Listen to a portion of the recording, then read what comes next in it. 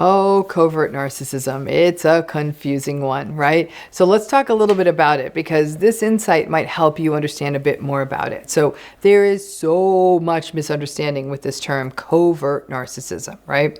And everyone's using it in different ways. People who do sort of the academic research, the narcissism researchers, they actually believe it means the elements of narcissism we don't directly witness. For example, we can't really see a person's thoughts or beliefs or feelings or perceptions.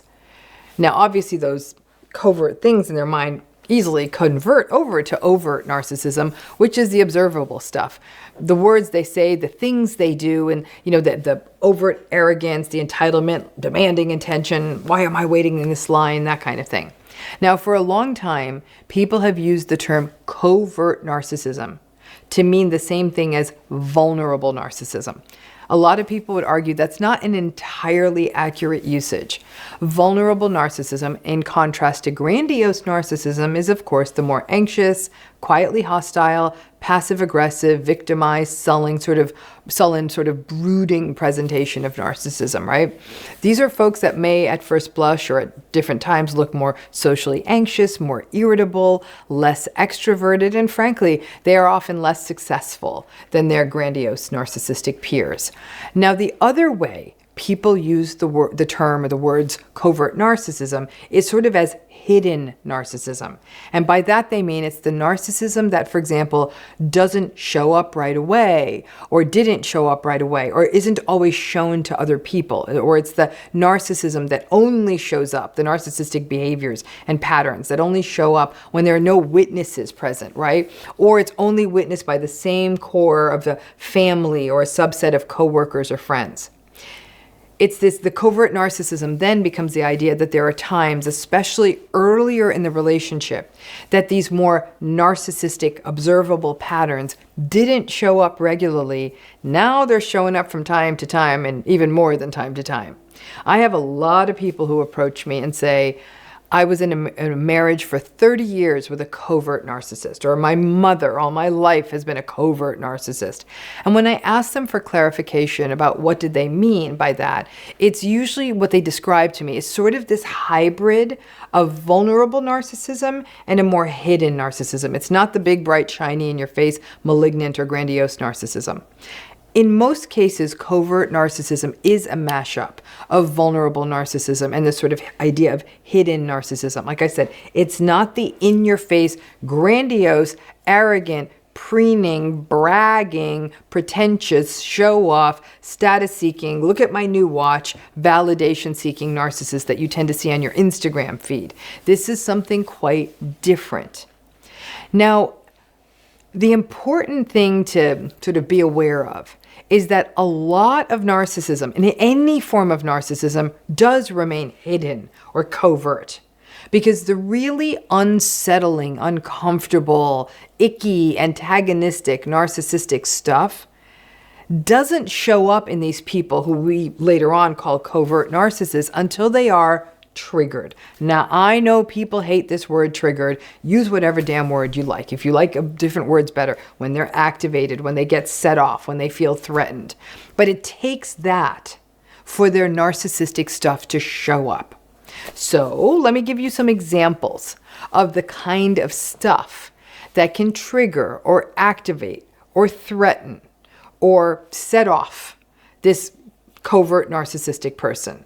So first, there's the sort of in-your-face stuff. Again, this is more overt stuff we can see.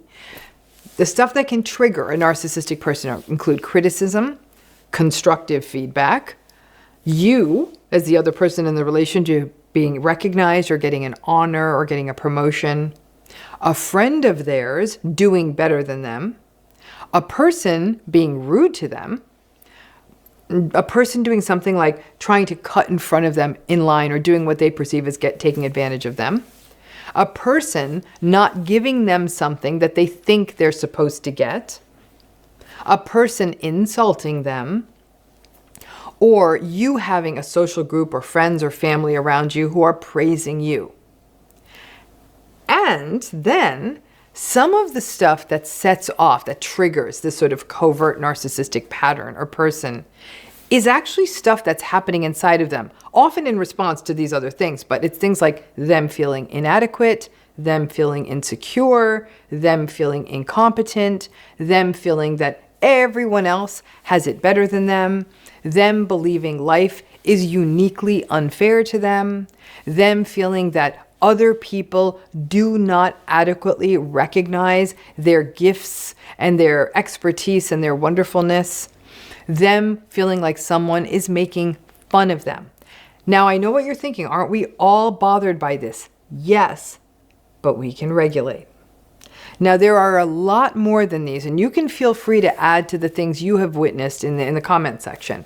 But when these things happen, these triggers happen, and set off that entire insecurity and shame cascade within the narcissistic person, that is when this covert narcissism becomes overt.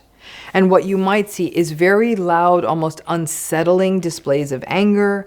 You may see really long-term passive aggression and silent treatment. You may see them shift blame onto you. You may witness them throw a tantrum. You may experience them insulting you, really hitting below the belt. You may experience them making odd projections, like accusing you of cheating or something like that, or saying that you're going to leave them. You may experience things like gaslighting. Again, many of us get set off by these things, but it's the consistency and the brutality. Okay? Because again, I know you're thinking, well, Dr. Ramani, when we experienced those things, you said, yeah, those various triggers, those various threats, call them what you will, none of us are at our best. We're not. Every one of us can say, yeah, when I feel those things, I am definitely not my best. But people who are not antagonistic, like I said, are going to be more likely to regulate themselves more often than not. And when we regulate ourselves, that means that we can take responsibility. We can breathe. We can remain aware of potentially our contribution to a situation if that's relevant. We can be open to the feedback even if it's uncomfortable. We can be aware of other people's feelings and not scream at them. We might take a walk. Like I said, we may breathe. We may cry in private. And even if you as a healthier person or anyone as a healthy person doesn't respond gracefully, maybe we do kick it up. Maybe we do yell. Maybe we do get passive aggressive. A healthy person will apologize and own their behavior. It's the triggers that make the covert narcissism more observable and seeable. And it can take a minute to understand this pattern, especially, for example, if the covert narcissistic person is actually often a little bit more mild-mannered. And they do their thing, and they might be a little bit of a buzzkill or a bit of a malcontent, but they're not really lashing out, right? It doesn't even seem like it sounds like what we talk about as narcissism. You may even rationalize the covert narcissistic person's behavior as well. They're just really sensitive when they get criticized, or they're just really insecure, aren't we all? Or they're just embarrassed, and no one's at their best when they're embarrassed. And you know what? Those things may be true, and good for you for having empathy for that. But it doesn't rationalize the behavior. At some point, even a 4-year-old gets a timeout for their tantrums.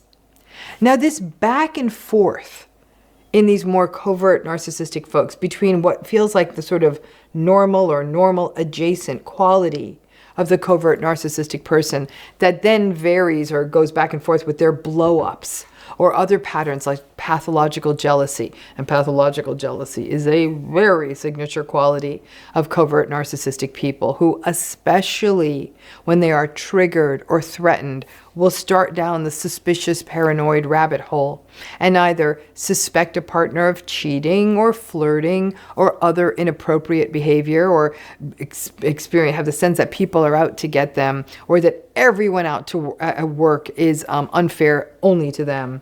And once that cycle begins, it's very hard to get that sort of cognitive genie back into the bottle with a covert narcissist. As a relationship with a covert narcissistic person proceeds over time, the gaps between normal days and the blow-ups because of their triggers, well, those gaps become smaller and smaller. You may find that where once upon a time you had decent weeks or months in the relationship, that what happens is that starts to get narrower and narrower, and it's at best you might get a decent few hours. It's as though the sense of threat lights a fuse in the narcissistic person, kindles a flame, and it shifts the covert narcissistic person to always being more vigilant to threats, especially if their life isn't going the way they want, and they become more and more thin-skinned in the relationship over time. Now, some of this relates to the shame cycle, where the covert narcissistic person doesn't like being the person that people have to walk on eggshells around, right? It's a bit of a paradox. But if people don't walk on eggshells, then the covert narcissistic person blows up or withdraws or withholds. But if the covert narcissistic person senses that you are walking on eggshells, well, then that's a trigger too. And you start to see how over time, a relationship with a covert narcissistic person is either you living coiled up in tension, or cleaning up the messes of their tantrums, or living in fear of their tantrums, or living in the bizarro world of silent treatment. Now, when you look back at one of these covert narcissistic relationships, whether you're still in it or not, it becomes eminently clear what their triggers were. The pattern starts to show itself. But because in almost all of these cases of covert narcissistic folks, you don't have that kind of easy to see, shiny, arrogant, prancing, grandiose narcissist. At the times when the covert narcissistic person is not activated or threatened or triggered, the relationship can kind of feel normal, maybe not always fun. The covert narcissistic person you might even have the experience of them as being sad or sensitive. And then you sort of feel your hands are tied.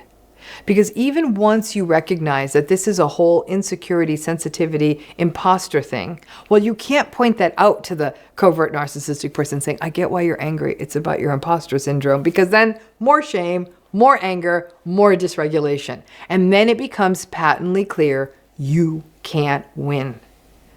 The paradox of the covert narcissistic relationship is that unlike relationships with grandiose narcissistic folks or malignant narcissistic folks, these relationships tend to pull more for pity and guilt from us, as well as the usual stuff like frustration, self-blame, confusion, rumination, all the usual narcissistic abuse fallout.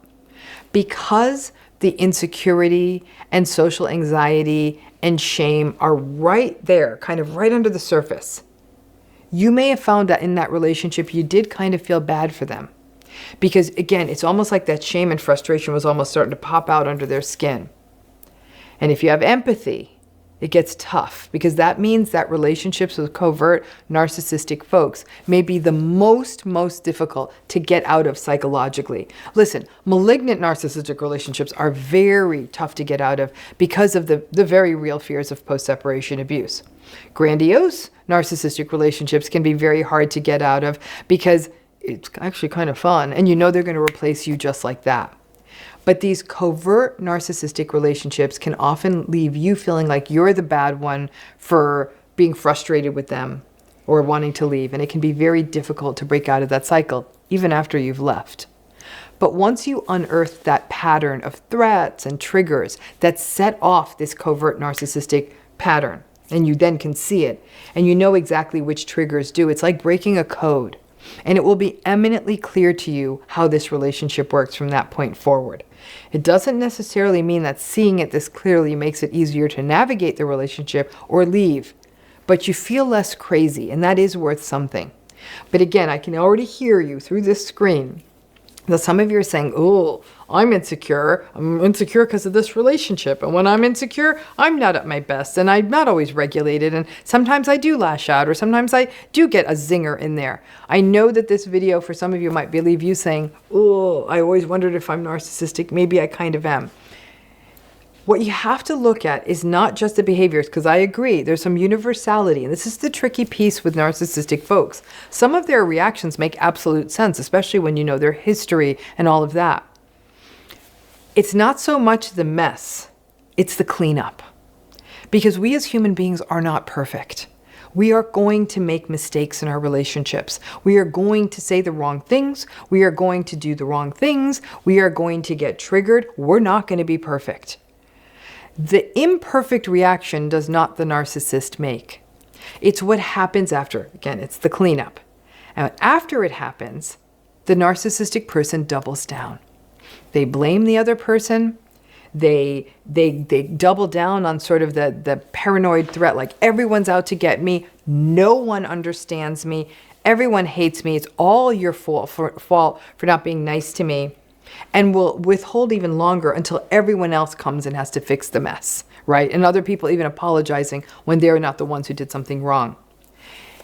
For everyone else who is more healthy, who's done the work, frankly, the cleanup then becomes a genuine apology, a recognition that you hurt someone, not I'm sorry you feel that way. That is not an apology. Or I didn't mean that, or I didn't intend that. That is not an apology. It's I really treated you badly, or that reaction was completely out of hand. I am so sorry. I am so sorry for however that left you feeling, and then listening to the other person sharing their feelings and tolerating that discomfort. None of us are perfect. Narcissistic people, healthy people, that's being a human being. The cleanup is everything. And in all narcissistic patterns, including covert narcissistic patterns, we don't see the cleanup. A lot of people, they get stuck. Am I the narcissist? That's really the ringer. So I hope this video has given you some clarity on these patterns and also helped you explore a little bit. If you're wondering, do I have these patterns? Maybe you do have these sort of trigger response patterns, but you got to reflect on as your cleanup. Thanks again.